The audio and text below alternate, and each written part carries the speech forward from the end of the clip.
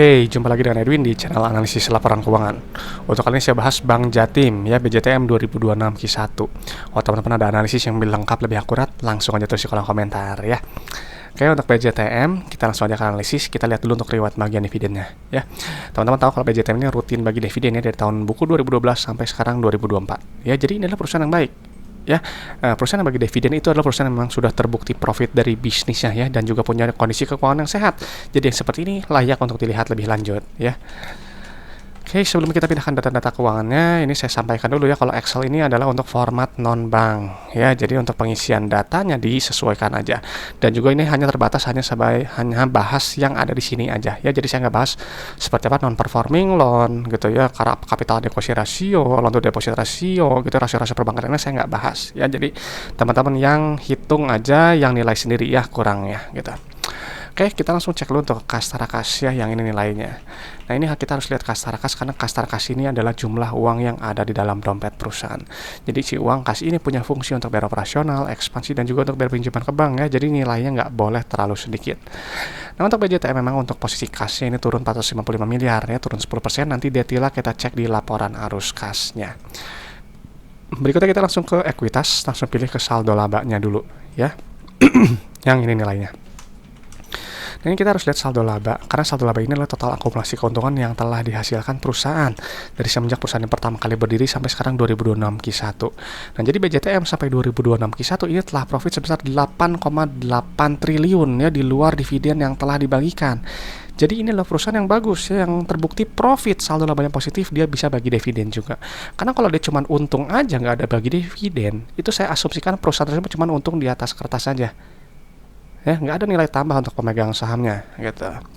Oke, sekarang berikutnya kita lihat ke ekuitas milik ya.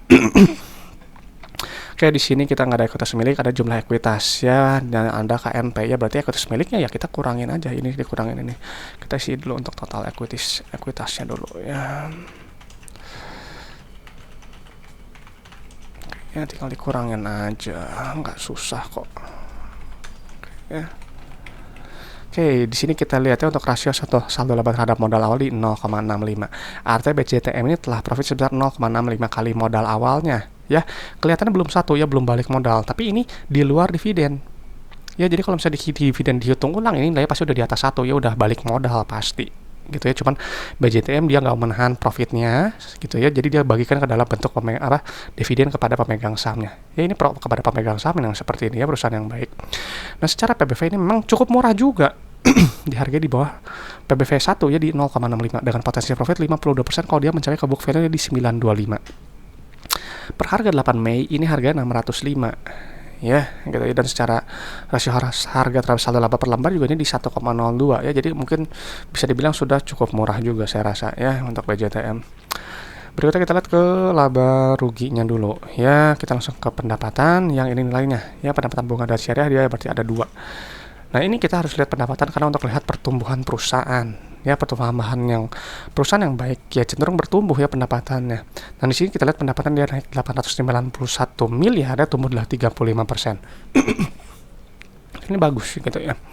Nanti pendapatan akan dikurangi oleh harga modal ya, nanti kita dapat laba bruto. Nah, kalau di perbankan itu ada pendapatan bunga syariah bersih ya, jadi si pendapatan dikurangi oleh beban langsung bunga dan syariah yang ini nih ya, baru kita nanti dapat laba brutonya. Nah, ini kita pindahin dulu ya untuk melihat inti efisiensi perusahaan ya lewat gross profit margin. Kayaknya misalnya di sini nih 71%. Artinya kalau perbankan gitu BJTM ini menjual satu ya katakanlah jual barang atau produk harga 100.000 lah gitu ya, itu ambil profit kotornya tinggi ya 71.000 gitu. Jadi makanya carilah perusahaan yang yang laba brutonya tinggi ya, yang setinggi mungkin, dan GPM setinggi mungkin sesuai dengan sektornya.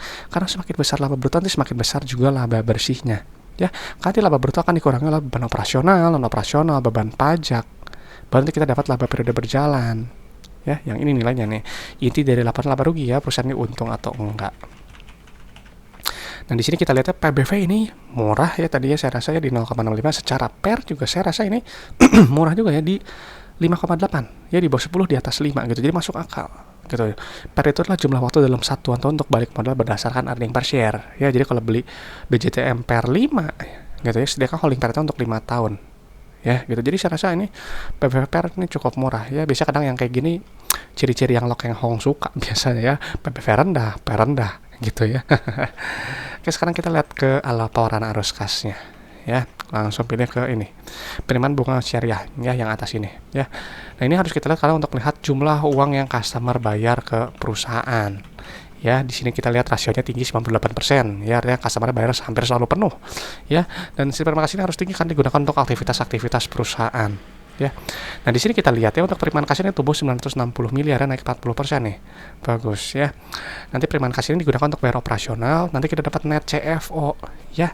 Nah, untuk yang perbankan pakai yang ini, penerimaan kas sebelum perubahan dalam aset dan liabilitas operasi. Ini adalah net CFO yang setara di sini ya untuk yang non bank. Jadi kita pindahkan yang ini. Nah, ini wajib positif seperti ini ya, artinya bisnisnya ini menghasilkan uang tunai. Karena kalau dia nilainya negatif atau kurang, artinya uangnya itu habis hanya untuk bayar operasional aja ya. Jadi ya apa yang dihasilkan gitu. Jadi ibarat kalau teman-teman punya bisnis tuh uangnya tuh habis gitu untuk bayar operasionalnya, itu rasanya seperti itu ya. Nah, di sini untuk net CFO-nya ini tumbuh 300 miliar ya, tumbuh 36% nih. Meningkatnya bagus gitu ya. Nah, lalu net CFO yang kedua ini berkaitan dengan ekspansi kredit. Ya, nah, lihat nih ya, kalau di periode sebelumnya yang 2025 Q1 ya ini nilai negatif. Artinya BJTM sampai ya Q1 tahun lalu itu gitu ya, itu aktif menyalurkan kredit. Ya. Nah, kalau yang sekarang enggak, nilainya positif. Gitu ya, jadi lebih cenderung menahan ekspansi kredit. Gitu, simpelnya sih seperti itu. Ya, gitu. Oke, sekarang berikutnya kita lihat ke aktivitas ekspansi usahanya. Di sini nilai negatif ya, artinya perusahaan berekspansi atau dia memelihara aset produktifnya ya. Nah, di sini kita lihat memang untuk dia sekarang negatif ya, jadi lebih ekspansif gitu dibandingkan dengan periode sebelum. Kalau sebelum dia lebih menahan tuh ya. Oke, sekarang lalu aktivitas yang terakhir untuk aktivitas pendanaan di sini nilai negatif ya, artinya perusahaan melunasi pinjaman atau dia bayar dividen ya. Nah, di sini cuma kalau misalnya dia lihat tuh pelunasan pinjaman nilai negatif ya, ambil pinjaman yang lainnya positif. Ya, maka di sini kita lihat kalau secara penghitungan laporan arus kas yang di sini nilainya ada penurunan kas tara kas. Ya, cuman memang kalau misalnya kita lihat yang yang sesuai ya dengan seperti ini ya, penurunan kas bersih kas tara kasnya dia turunnya sedikit.